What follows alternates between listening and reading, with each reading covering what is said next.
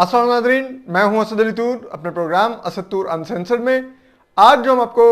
एक तो बड़ा खान साहब ने ट्वीट किया है कि एनफ इज़ एनफ, मेरी बातों को गलत रंग दिया जा रहा है, आज मैं जवाब दूंगा। अच्छा। और दूसरा, अ, अब खान साहब को क्या अदलिया में वैसा फ्रेंडली माहौल मिलेगा जो महाज वो खोलते जा रहे हैं, इस पर भी ज़रा बात करेंगे। लेकिन अभी भी खान साहब को थोड़ा वीआईपी ट्रीटमेंट ही मिल रहा है। ज़रा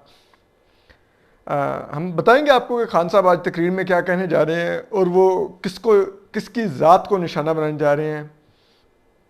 क्या करने जा रहे हैं। ये बड़ा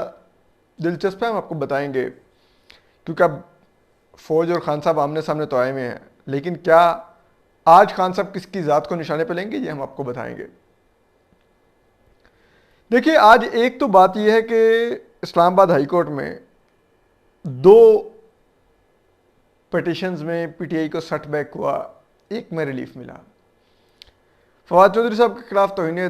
अदालत की दरखास्त किसी ने दायर की हुई थी, तो वो जस्टिस बाबर सत्तार साहब के सामने लगी। We know justice Babar Sattar ये फ्रीडम ऑफ स्पीच और ये कॉन्टेम्प्ट ऑफ कोर्ट और इन दीगर मामलों में बड़ी लिबरल सोच रखते हैं, और वो इतने कंजर्वेटिव नहीं हैं, तो वो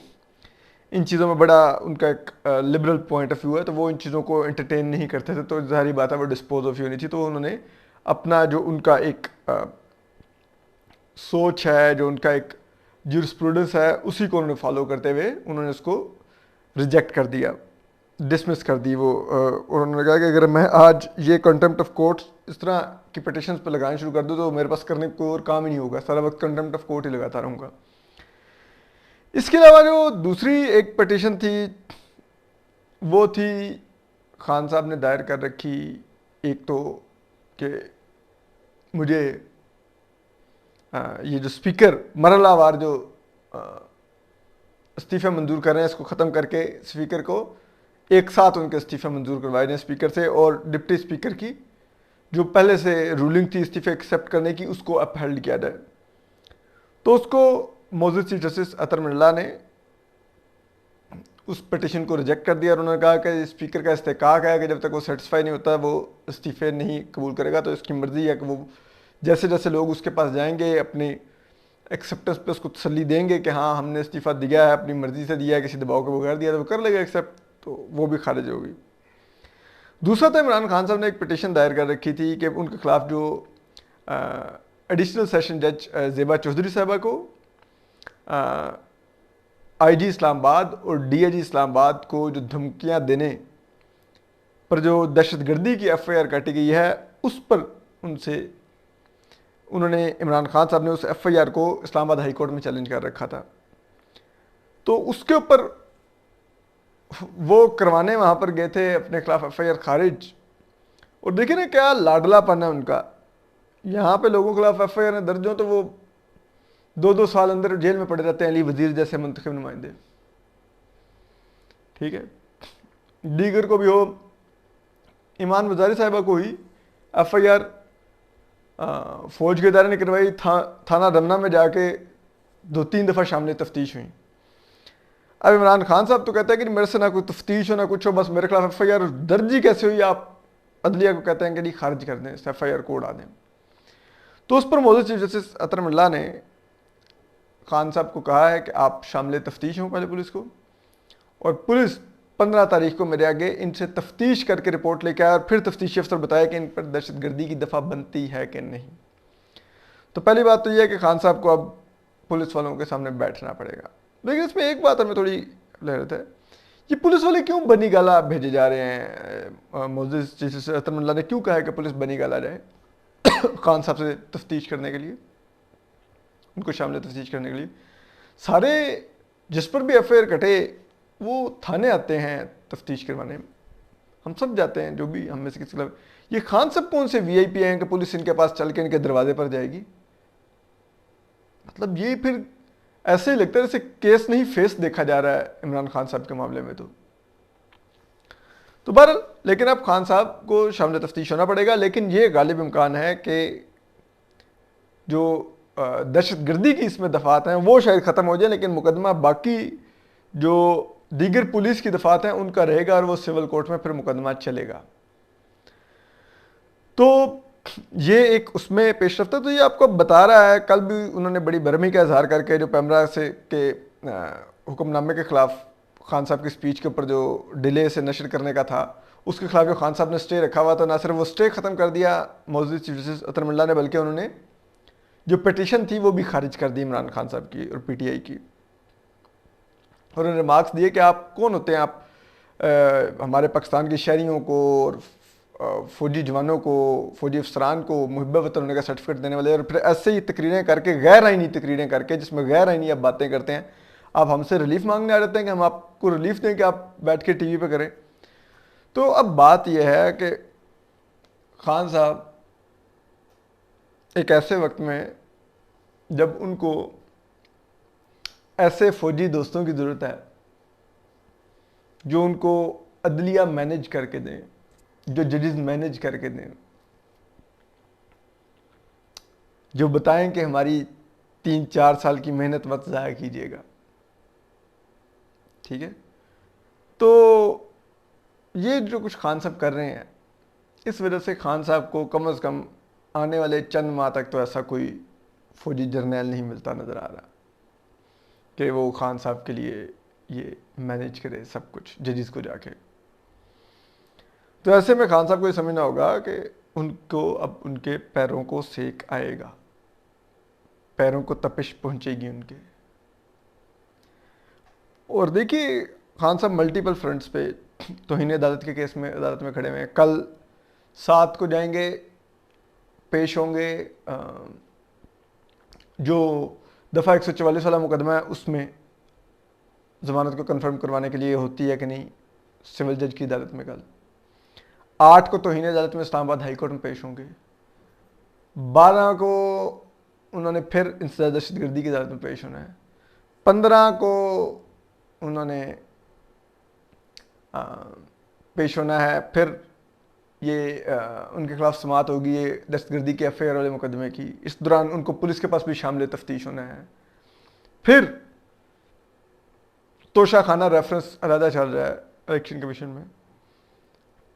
پھر فارن فنڈنگ کیس میں جو شو کاز ان کو ہوا ہے وہ علیحدہ چل رہا ہے، الیکشن کمیشن میں بھی ایک توہین الیکشن کمیشن کا کیس علیحدہ چل رہا ہے۔ اگر آپ چلے جائیں کیا نام ہے سپریم کورٹ، تو وہاں پر بھی خان صاحب کے خلاف آنے والے دنوں میں ریفرنس موو ہو سکتا ہے۔ ابھی تک تو سپریم کورٹ میں خان صاحب کی پٹیشنز بڑی دل و جان سے انٹرٹین ہوتی رہی ہیں،